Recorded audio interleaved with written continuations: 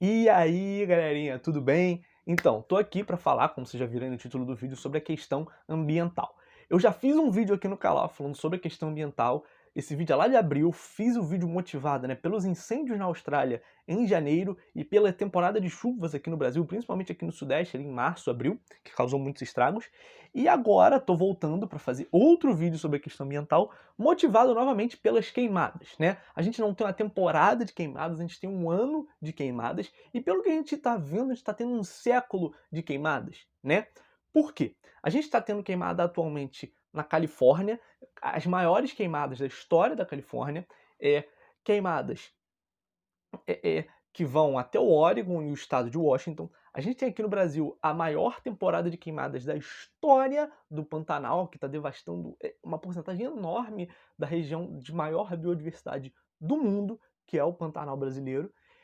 E pesquisando para esse vídeo eu descobri que nós temos queimadas, assim, esse ano teve as queimadas lá na Austrália, e aí a gente tem Grécia, França, África do Sul, regiões que tiveram queimadas enormes, que motivaram deslocamento de pessoas, que destruíram muita coisa.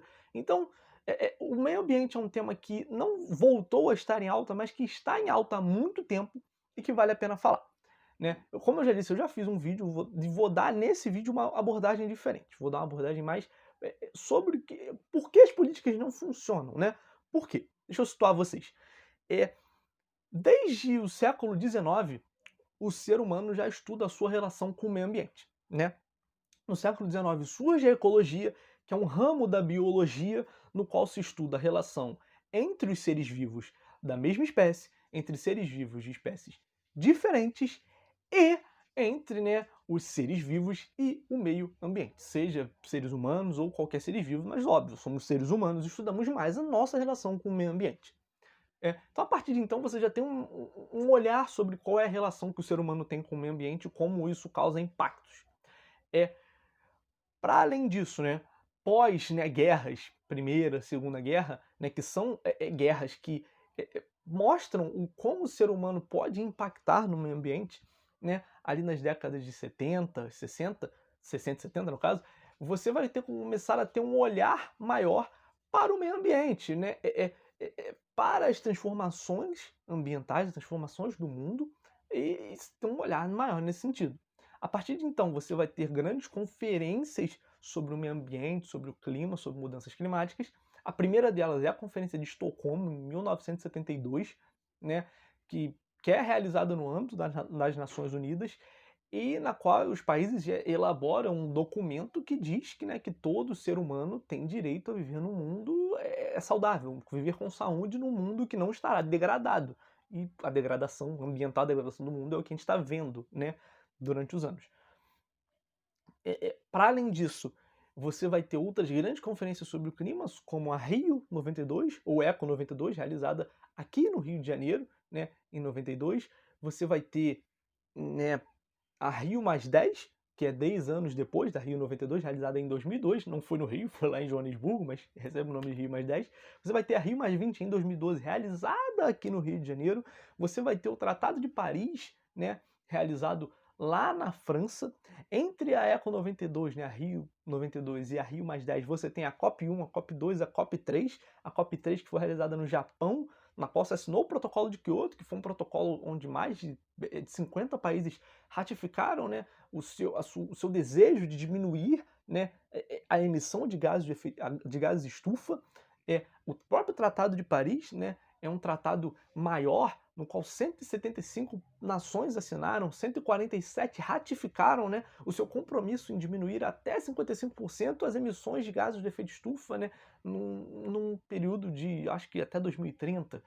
Enfim, você tem diversos tratados que falam sobre o meio ambiente, e você olha para o mundo e você vê o meio ambiente, reagindo, o mundo pedindo socorro, e você se pergunta, tá, se a gente teve tantos tratados, por que o mundo arde em chamas, sabe?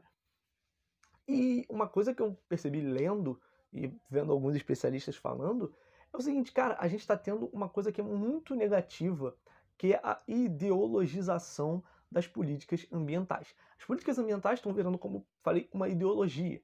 E quando você transforma elas em uma ideologia, você faz elas pertencerem a um campo político.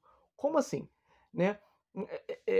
Aqui no Brasil, por exemplo, tem que pegar o Brasil como exemplo, porque as políticas ambientais elas ficaram no campo da esquerda. Não. Você quer cuidar do meio ambiente, você é de esquerda. Porque a direita, principalmente a direita encabeçada pelo nosso presidente, é uma direita que bota tudo no chão para a economia estar em alta.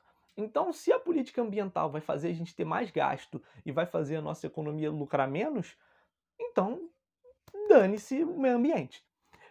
E o que acontece, cara, é que quando você faz isso, né, por que é algo muito negativo, como eu falei? Porque, cara, a política ambiental, como diz lá em Estocolmo, 72, né, é para todo mundo.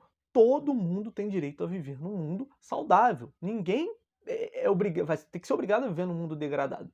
E quando você atrela políticas ambientais a uma ideologia, a um campo político, né, é muito negativo, porque a política ambiental, visar um mundo sustentável, visar uma política ambiental que preserve o meio ambiente, é para todo mundo. É para todo mundo ter uma vida melhor. Não só para quem defende essa política, sabe?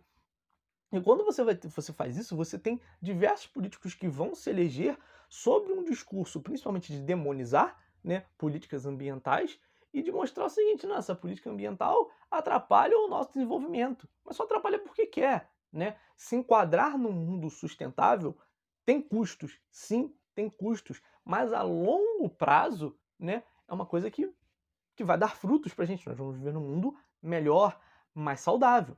E aí, isso fica claro, como eu disse de novo, no nosso país, porque olha para o nosso ministro do Meio Ambiente, que, como diz meu pai, é o desministro do Meio Ambiente.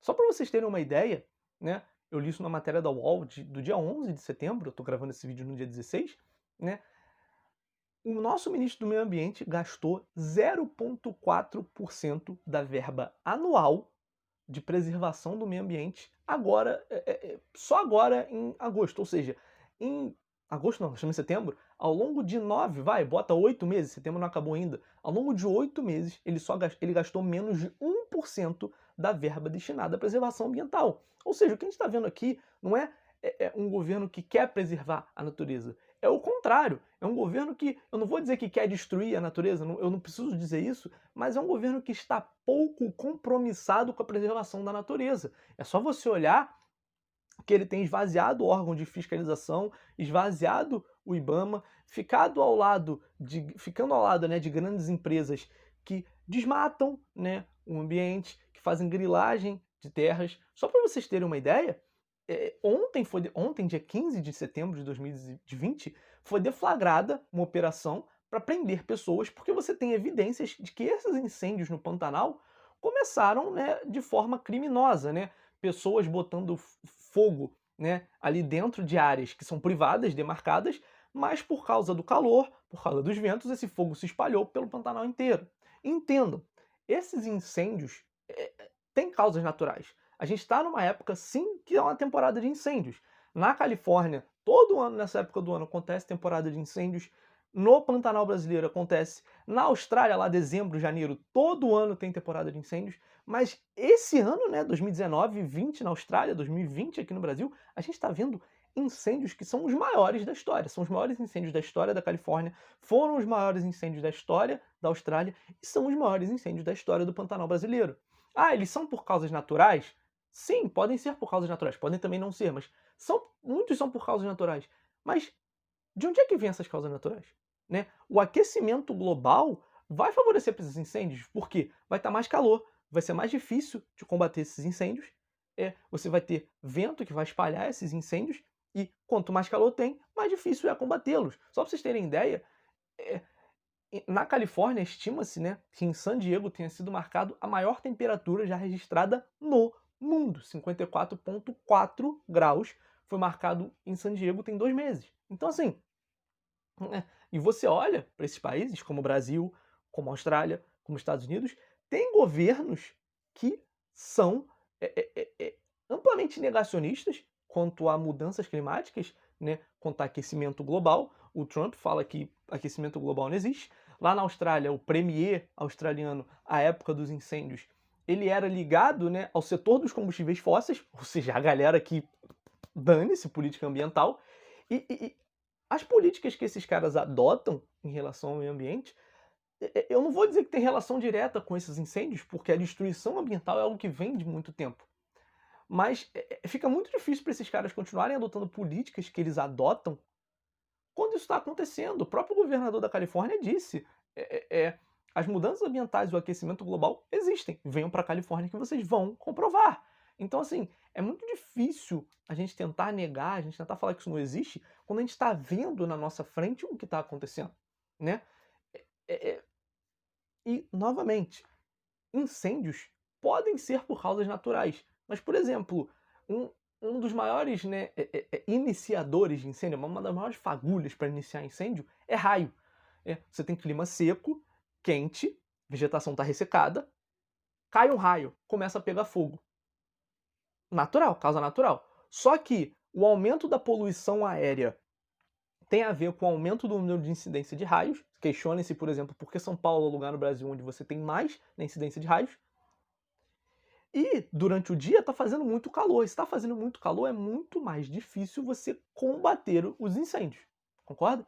Então, assim, algo que logicamente é simples de se entender e que eu acho que a gente tem que passar a olhar, a gente tem que passar a cobrar, porque assim, o mundo pede socorro e a gente tem que buscar alternativas melhor de vida. E eu não estou falando só de aquecimento global, estou falando também de produção de lixo, produção de rejeitos. A gente tem que começar a olhar para a forma que a gente consome, a gente tem que começar a olhar para a forma que a gente vive para tentar entender e buscar caminhos melhores para a preservação ambiental.